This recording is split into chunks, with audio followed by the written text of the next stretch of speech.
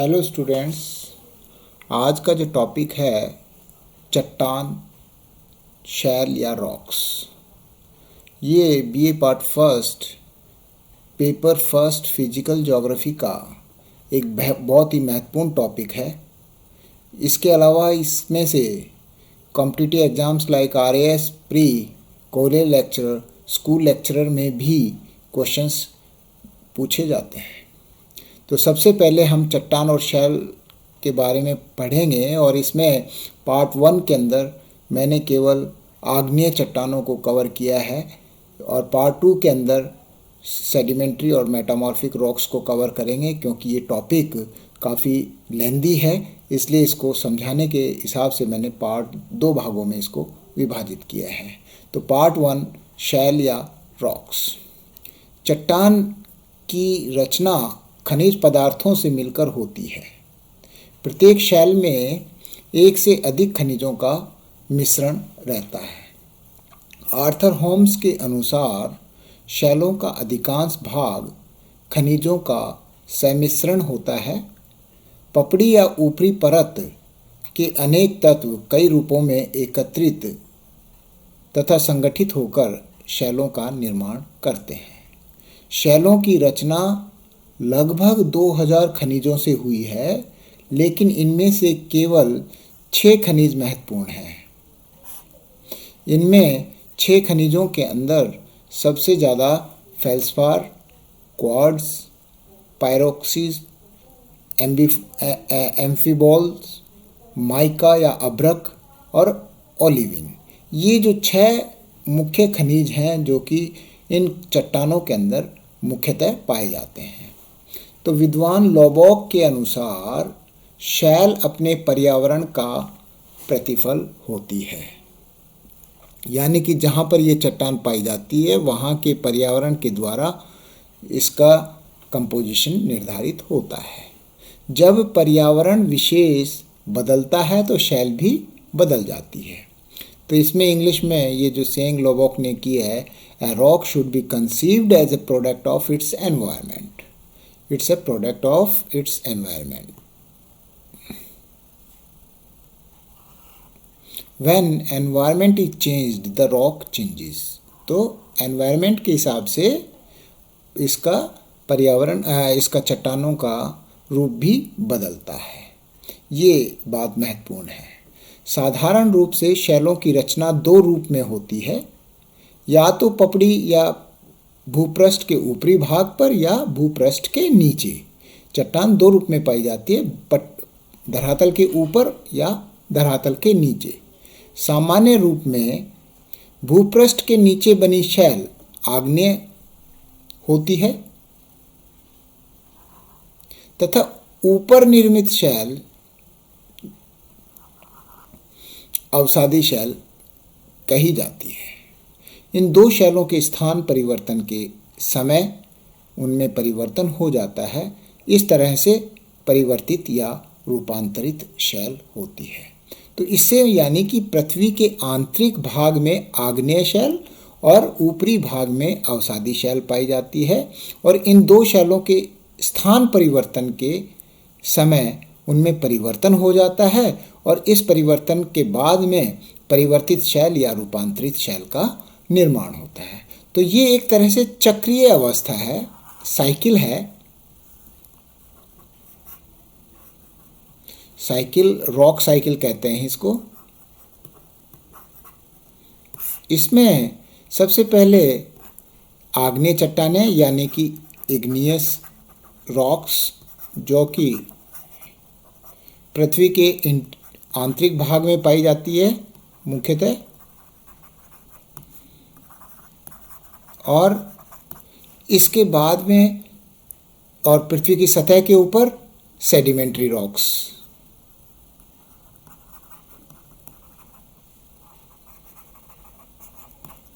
अवसादी चट्टानें, और ये जो चट्टानें हैं ये पृथ्वी की सतह के ऊपर exterior surface of the earth.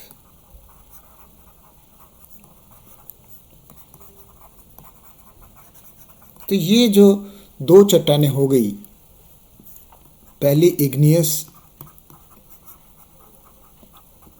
और दूसरी सेडिमेंट्री।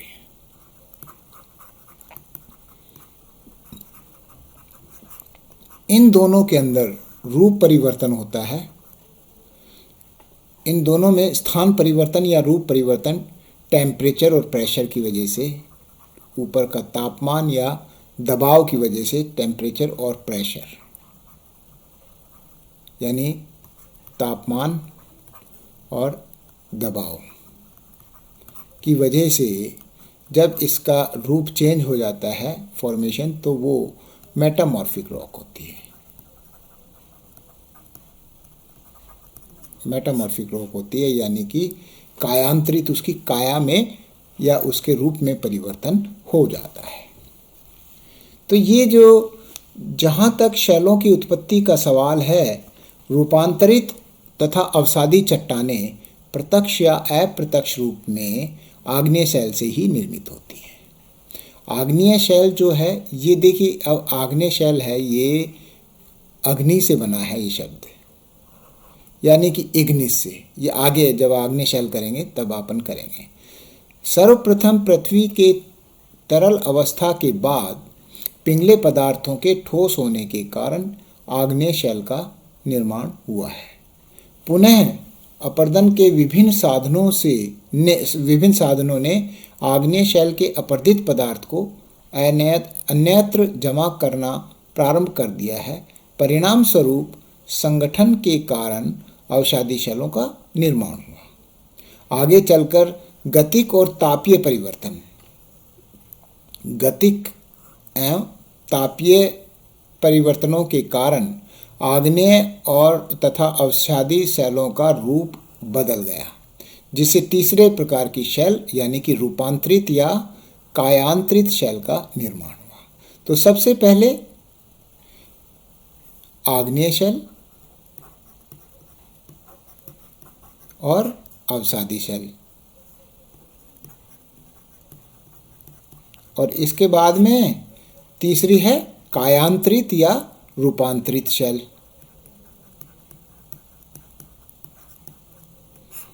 ये इग्नियस रॉक्स बोलते हैं इसको, ये सेडिमेंट्री रॉक्स,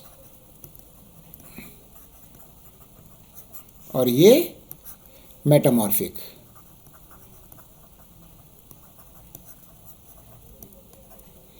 तो ये तीन प्रकार की चट्टानें जो हैं मुख्य रूप से पृथ्वी पर पाई जाती हैं।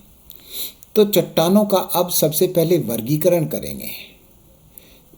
यदि भूपृष्ठ पर फैली चट्टानों का विश्लेषण किया जाए तो पता चलता है कि उनकी उत्पत्ति, भौतिक गुण, रासायनिक गुण एवं स्थिति में पर्याप्त अंतर पाया जाता है। शैलों को सामान्य रूप से उनके निर्माण की प्रक्रिया के आधार पर तीन भागों में विभाजित किया जाता है। तो ये तीन प्रकार की जो चट्टानें हैं वो मैंने पहले बता दी, आग्नेय चट्टानें, अवसादी और रूपांतरित या कायांतरित। तो आग्नेय तो ये जो तरल पदार्थ जो ज्वालामुखी आने पर जब तरल मैग्मा या लावा पृथ्वी के अंदर से ऊपर आने का प्रयास करता है, तो कुछ लावा या तरल पदार्थ पृथ्वी की सतह पर आते वक्त रास्ते में ही जम जाता है आंतरिक भाग में, और कुछ ऊपर आके जमता है। तो इस प्रकार से आग्नेय चट्टानों का निर्माण होता है। अवसादी शैलें हैं या अवसादी चट्टान जो है अवसादों के जल भाग में जमा होने अथवा जीवावशेषों के जमाव से निर्मित शैल है।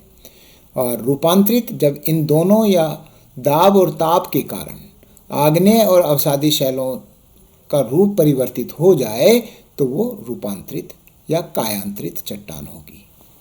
अब इसमें जो सबसे पहली चट्टान या आग्नेय पहला शैल है वो आग्नेय शैल, ये जो है सबसे जो इसको इग्नियस रॉक्स, इसको विस्तार से हम इस टॉपिक में पार्ट 1 के अंदर कवर करेंगे। आग्नेय शैल जो है ये एक लैटिन, आग्नेय जो इग्नियस जो है ये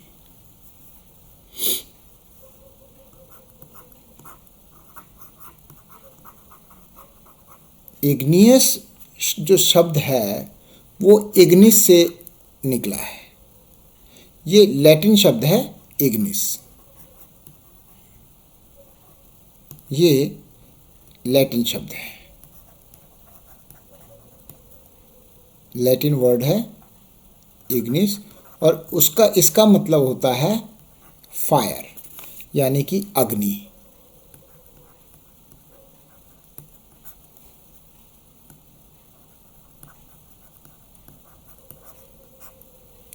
तो इस आग्नेय शब्द लैटिन शब्द इग्निस से लिया गया है, जिसका शाब्दिक अर्थ होता है अग्नि। इस आधार पर प्राय यह भ्रांति हो जाती है कि आग्नेय शैलों का निर्माण अग्नि के योग से हुआ है, परंतु वास्तविकता यह है कि आग्नेय शैलों की रचना तापतम तरल मैग्मा के ठंडा होकर जम जाने के कारण होती है। क्लियर? चूंकि सर्वप्रथम इसी शैल का निर्माण होता है, अतः इसे प्राथमिक शैल कहते हैं। ये जो आग्नेय शैल है ये प्राइमरी रॉक है। आग्नेय शैल है, igneous rock is a primary rock.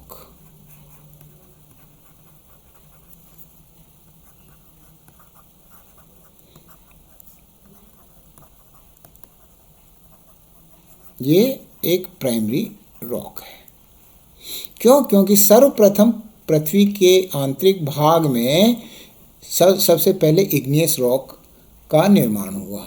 जैसे ही पृथ्वी के अंदर ज्वालामुखी क्रिया के कारण या पृथ्वी के ठंडा होने के कारण पृथ्वी के आंतरिक भाग में और पृथ्वी की सतह के ऊपर आग्नेय चट्टानों का निर्माण हुआ, इसी प्रकार प्राथमिकता के कारण अन्य चट्टानों का निर्माण भी प्रत्यक्ष या अप्रत्यक्ष रूप से इसी चट्टान से हुआ माना जाता है। मतलब it is a primary rock, और इसी से सेडिमेंट्री रॉक और मेटामॉर्फिक रॉक का निर्माण हुआ है।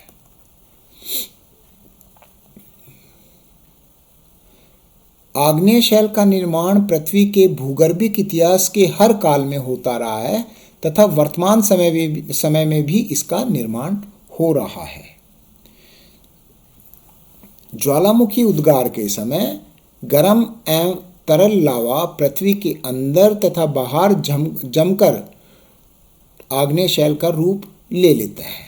तो अब ये आग्नेय शैल का वर्गीकरण हम जब करेंगे तो इसमें पूरा अंदर पृथ्वी की आंतरिक भाग में जो चट्टान का निर्माण हुआ और पृथ्वी की सतह के ऊपर, इसकी हम चर्चा करेंगे।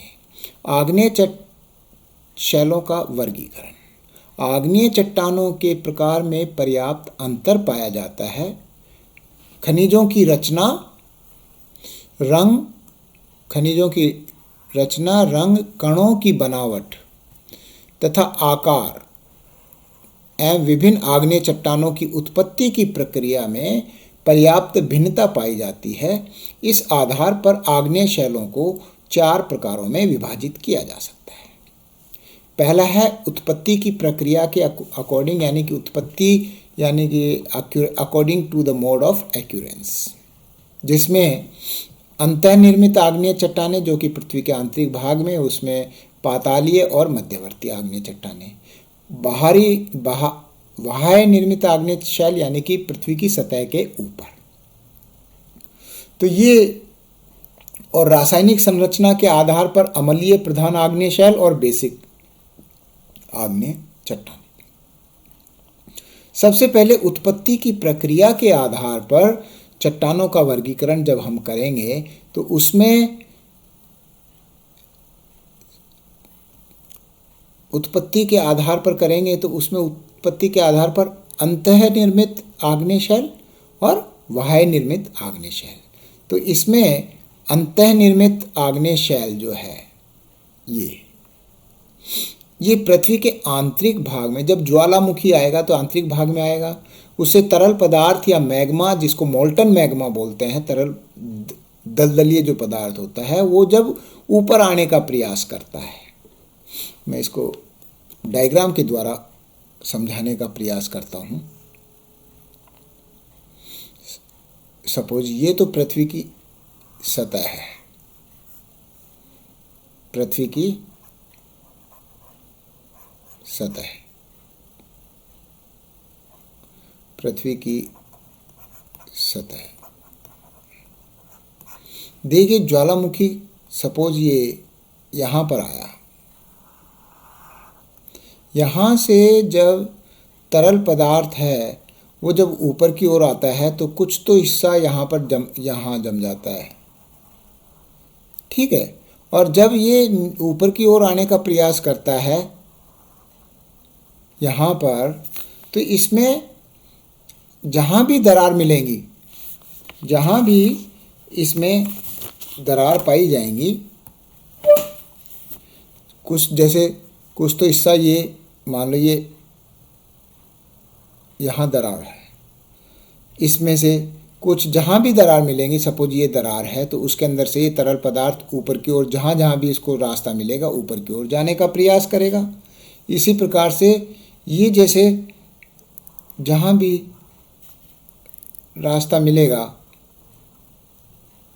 तो वहाँ पर ये ऐसे इस प्रकार से जम जाते हैं। तो ये जो आकृतियाँ ये ज्वालामुखी की आकृतियाँ हैं, ये उसमें भी आप देखेंगे, ज्वालामुखी जब पढ़ोगे तो उसमें भी ये आकृति बनानी पड़ेगी, ठीक है। अब ये पृथ्वी की सतह के अंदर है, आंतरिक भाग में है, आंतरिक भाग में है, ठीक है। अब आंतरिक भाग के अंदर ज्वालामुखी में सबसे पहले देखिए, इसमें जब ज्वालामुखी के उद्गार के समय मैग्मा ऊपर की तरफ अग्रसर होकर धरातल के ऊपर न पहुंचकर धरातल के अंदर ही ठंडा होकर ठोस रूप धारण कर लेता है तो आंतरिक आग्नेय शैल का निर्माण होता है। तो ये आंतरिक आग्नेय शैल है, ये आंतरिक भाग में हुई तो आंतरिक आग्नेय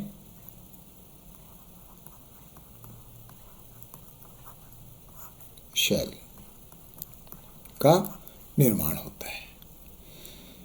कुछ आंतरिक चट्टानें काफ़ी गहराई में पाई जाती हैं। इस प्रकार स्थिति के विचार से अंतर्जात आग्नेय शैल को पुनः दो भागों में विभाजित किया। एक तो पातालीय, ये जो कि बिल्कुल आंतरिक भाग में पातालीय, और दूसरा है मध्यवर्ती।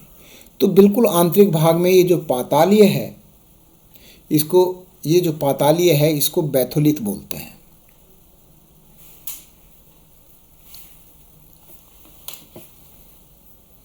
बैथोलिथ, ये इसको प्लूटोनिक रॉक्स, पातालीय अंतर्जात आग्नेय शैल है, इसको हम प्लूटोनिक इंग्लिश में बोलते हैं। इस प्रकार की आग्नेय चट्टानों का निर्माण पृथ्वी की अधिक गहराई में होता है, चूँकि इनका ठंडा होना, जमाव एवं ठोस होना अधिक गहराई में होता है जहाँ पर तापमान अधिक होता है। पृथ्वी के आंतरिक भाग में तापमान बढ़ा हुआ है, अधिक है, और वहाँ पर जब चट्टानें ठंडा होने जमेंगी तो धीमी गति से जमेंगी क्योंकि तापमान अधिक है, अतः इनके ठंडा होने की गति मंद होती है। इस कारण इनमें रवे अधिक पाए जाते हैं, रवे अधिक पाए जाते हैं, धीरे धीरे ठंडा होता है। इसलिए ग्रेनाइट जो चट्टान है, जो कि आग्नेय चट्टान है, वो पातालीय शैल का एक प्रमुख उदाहरण है। इस पातालीय शैल का नामकरण प्लूटो के नाम पर किया गया, जिसका तात्पर्य होता है पाताल देवता। ये इतनी गहराई में स्थित होती हैं कि पृथ्वी के ऊपरी भाग के अत्यधिक अपरदन अथवा उत्थान के बाद ही ऊपरी भाग पर दृष्टिगोचर होते हैं। तो ये जो आंतरिक जो आग्नेय शैल है, इसमें सबसे पहले ये बैथोलिथ हो गया।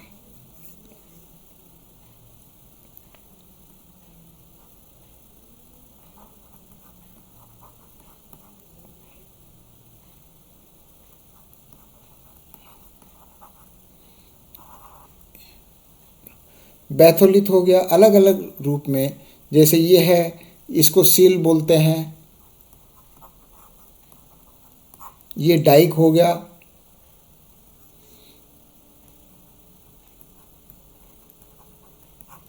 ये वाला हिस्सा सील डाइक, और ये देखिए, ये जो ये वाला हिस्सा है, ये वाला, ये लैकोलिथ हो गया।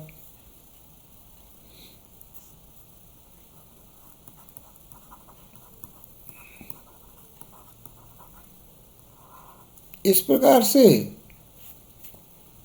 ये फैकोलिथ हो गया। जैसे ये कर्व बन गए, ये जो इस प्रकार से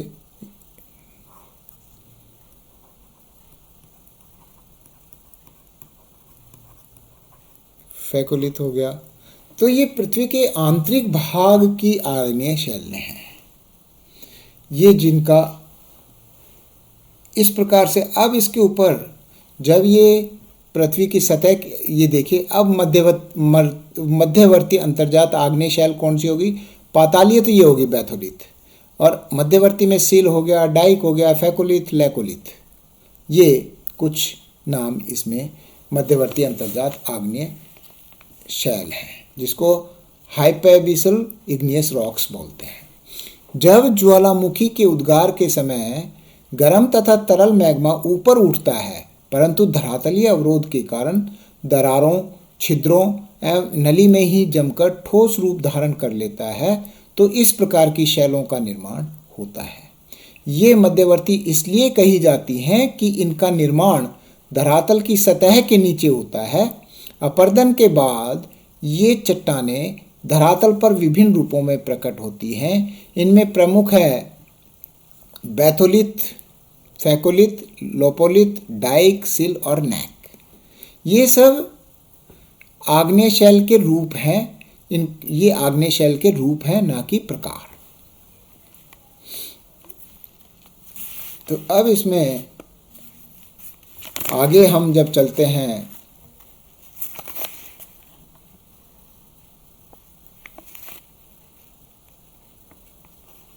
तो अब बाह्य आग्नेय चट्टान,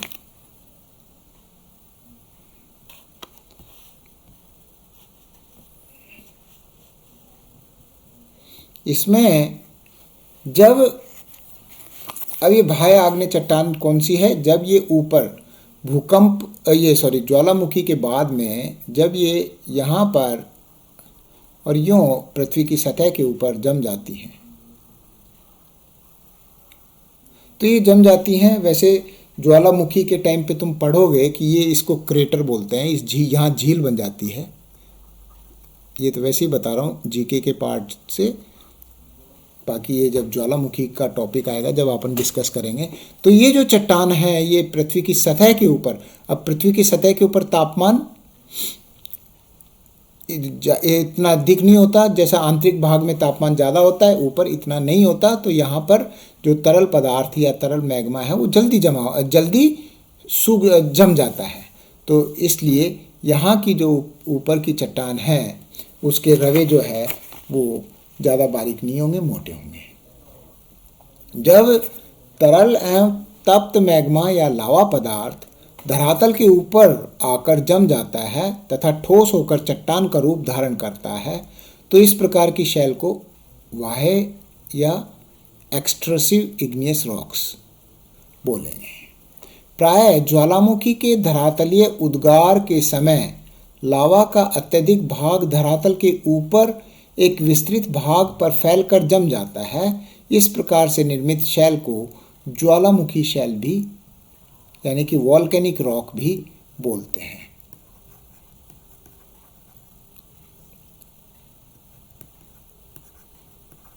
वॉल्केनिक रॉक या ज्वालामुखी शैल।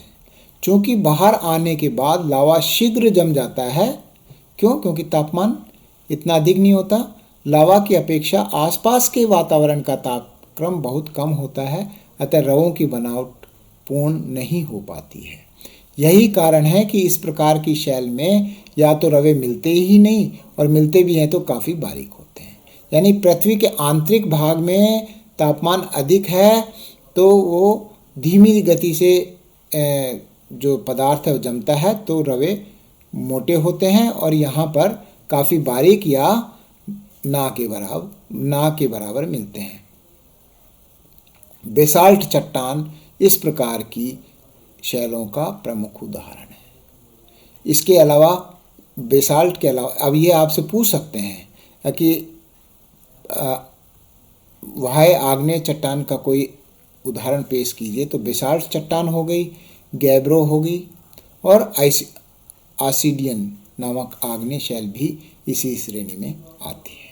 इसके बाद में अब हम रासायनिक संरचना के आधार पर अगर इसका वर्गीकरण करते हैं आग्नेय चट्टान का, तो उसमें एक तो एसिडिक और एक बेसिक। देखिए, विभिन्न आग्नेय चट्टानों का रासायनिक संगठन भिन्न भिन्न होता है, परंतु प्रत्येक प्रकार की आग्नेय शैल में सिलिका की कुछ न कुछ मात्रा अवश्य रहती है। सिलिका की मात्रा के आधार पर आग्नेय चट्टानों को 4 वर्गों में विभाजित किया जाता है।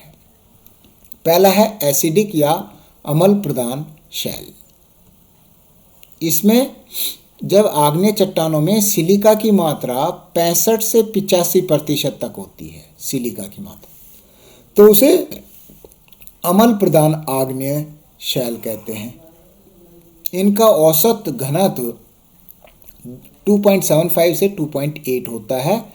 जहाँ तक खनिजों का संबंध है, इसमें क्वार्ट्ज तथा सफ़ेद या पीले रंग का फेल्सपार की अधिक मात्रा पाई जाती है, परंतु लोहे तथा मैग्नीशियम की मात्रा कम होती है। ग्रेनाइट इस प्रकार की शैल का प्रमुख उदाहरण है, एसिडिक होता है इसका मतलब।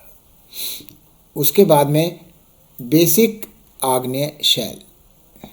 जब आग्नेय शैल में सिलिका का प्रतिशत 45 से 60% तक रहता है, यानी इसमें सिलिका की मात्रा कम है, तो उसे बेसिक शैल कहते हैं।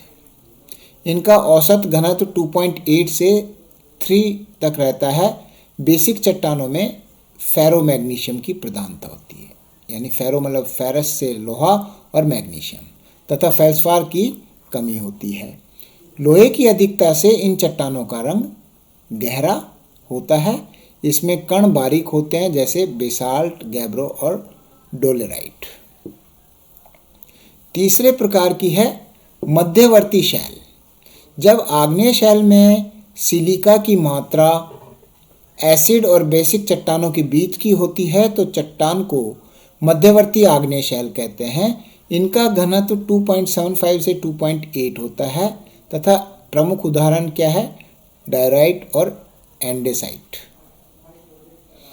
और चौथा है अल्ट्रा बेसिक चट्टानें। ये जब आग्नेय शैल में सिलिका की मात्रा 45% से कम होती है तथा घनत्व 2.8 से 3.4 होता है, तो इस शैल को अल्ट्रा बेसिक चट्टान कहते हैं। पेरिडोटाइट नामक चट्टान इसका प्रमुख उदाहरण है। तो ये जो चट्टानों में सबसे पहले हमने प्राथमिक चट्टान या इग्नियस रॉक जो आग्नेय चट्टान पढ़ी है। आग्नेय चट्टान के बाद में ये दूसरे टॉपिक में हम दूसरी कायांतरित और सेडिमेंट्री रॉक्स पढ़ेंगे, लेकिन ये जो टॉपिक है ये बहुत महत्वपूर्ण है, इसलिए मैंने इसको 2 पार्ट में लिया है और आपने इसको अच्छे से तैयार करना है। ये बहुत ही इम्पोर्टेंट टॉपिक है। Thank you. जय हिंद, जय भारत।